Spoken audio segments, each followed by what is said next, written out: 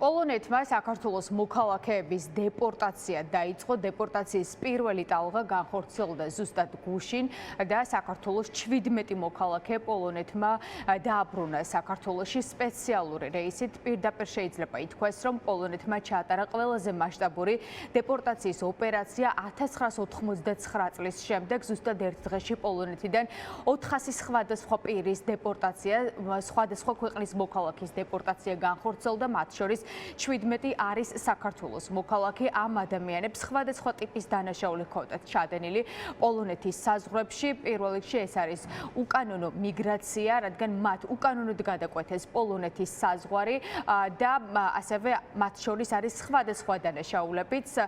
პოლონეთის ოფიციალური პირები ამბობენ, რომ საქართველოს მოქალაქეებს სხვადასხვა ტიპის დანაშაული აქვთ ჩადენილი, მათ შორის ნარკორეალიზაცია, კრიმინალური დანაშაულები და ასე შემდეგ, ქურდობა, ძარცვა და ყველა მათგანი ახლა არის დეპორტირებული, თუმცა ეს არის დეპორტაციის პირველი ტალღა და რა თქმა უნდა პოლონეთი გააგრძელებს უკანონოდ შესული ადამიანების, მიგრანტების დეპორტაციას და ეს ეხება არა მხოლოდ საქართველოს მოქალაქეებს. პოლონეთის პრემიერ-მინისტრი დონალდ ტუსკი გამოეხმაურა დეპორტაციის მასშტაბურ ტალღას, სადაც პოლონეთის პრემიერ-მინისტრი პირდაპირ ამბობს, რომ ასე ვთქვათ, პოლონეთი არ შეეგუება უკანონო ქმედებებს საქართველოში.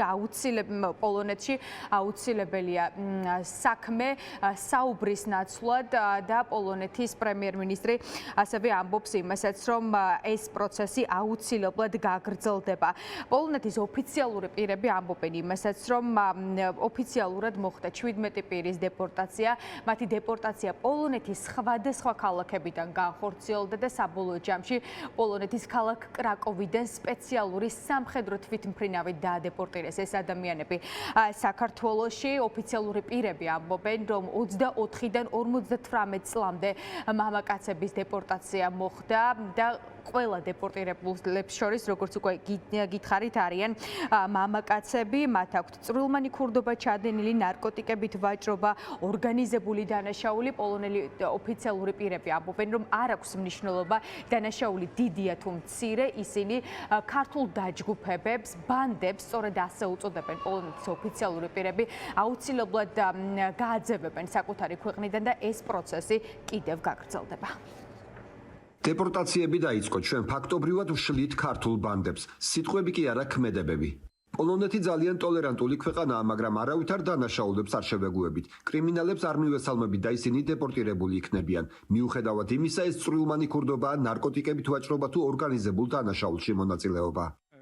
სასაზღვრო დაცვამ დღეს მოაწყო სადეპორტო ოპერაცია კრაკოვ-ბალისის მერვე საჰაერო ტრანსპორტის ბაზასთან ერთად. საქართველოს 17 მოქალაქემ ამ აეროპორტიდან დატოვა პოლონეთის სამხედრო თვითმფრინავით, მესაზღვრეების თანხლებით, რომლებიც სპეციალურად არიან მომზადებული და გაწვრთნილი ამ ტიპის ოპერაციის ჩასატარებლად. რაც შეეხება უცხოელებს, ისინი ექსკლუზიურად 24-დან 58 წლამდე მამაკაცები იყვნენ. ამ ადამიანებს შორის იყვნენ კრიმინალური წარსულის მქონე ადამიანები, რომლებმაც ჩაიდინეს მაგალითად ქურდობა. ასევე იყვნენ ადამიანები, რომლებმაც გადააჭარბეს პოლონეთში ყოფნას, რომლებმაც უკანონოდ გადაკვეთეს სახელმწიფო საზღვარი, ან რომლებმაც მაგალითად არ განახორციელეს adre მიღებული ნებაყოფილობითი გადაწყვეტილებები, რომლებიც მათ შინ დაბრუნებას ავალდებულებდნენ. Do kraju pochodzenia, czyli do Gruzji. Trochę mówiliśmy do gangów gruzińskich. Მინდა ცოტა ვისაუბრო ქართულ ბანდებზე. პოლონურმა მედიამ ცოტა ხნის წინ აიტაცა თემა ქართული ბანდების შესახებ. ქართველების მიერ ჩადენილი დანაშაული პოლონეთში ძალიან მაღალია. ქართველები არიან ამაზე პასუხისმგებლები, რა თქმა უნდა.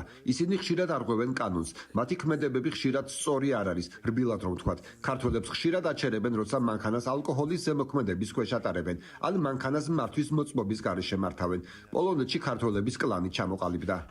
Kto inny zawinił, a Gruzini odpowiadają. პოლონეთის მთავრობა ამბობს, რომ პოლონეთი არის, ასე ვთქვათ, ტოლერანტული ქვეყანა, თუმცა ისინი არავითარ დანაშაულთან შეგუებას არ აპირებენ და კრიმინალებს არ მიესალმებიან პოლონეთის ტერიტორიაზე. სხვათა შორის პოლონეთში ქართველების დაჯგუფება, ანუ კლანი არის ცნობილი. ყოველ შემთხვევაში ოფიციალური პირები ქართველების კლანს ასე მოიხსენიებენ, რადგან ისინი საკმაოდ დიდი რაოდენობით დანაშაულს ჩადიან პოლონეთის ტერიტორიაზე. აქ საუბარი არ არა მხოლოდ წვრილმან ხულიგნობაზე, ასევე სხვადასხვა ორგანიზებულ დანაშაულებზე, როგორიც არის მაგალითად კრიმინალური გარჩევები, ქურდობა, ორგანიზებული დანაშაული და ასე შემდეგ. სწორედ ამიტომაც პოლონეთმა განახორციელა ერთ-ერთი ყველაზე მასშტაბური სპეცოპერაცია დეპორტაციისა ბოლო წლების განმავლობაში, როგორც უკვე გითხარით, ბოლო 30 წლის განმავლობაში ასეთი მასშტაბის დეპორტაცია არ განხორციელებულა, თუმცა პოლონეთის მთავრობა აგრძელებს ბრძოლას იმ პირების წინააღმდეგ, რომლებიც არღვევენ საიმიგრაციო პოლიტიკას, არღვევენ შენგენის ზონის წესებს და ჩადიან მძიმე დანაშაულებებს პოლონეთის ტერიტორიაზე.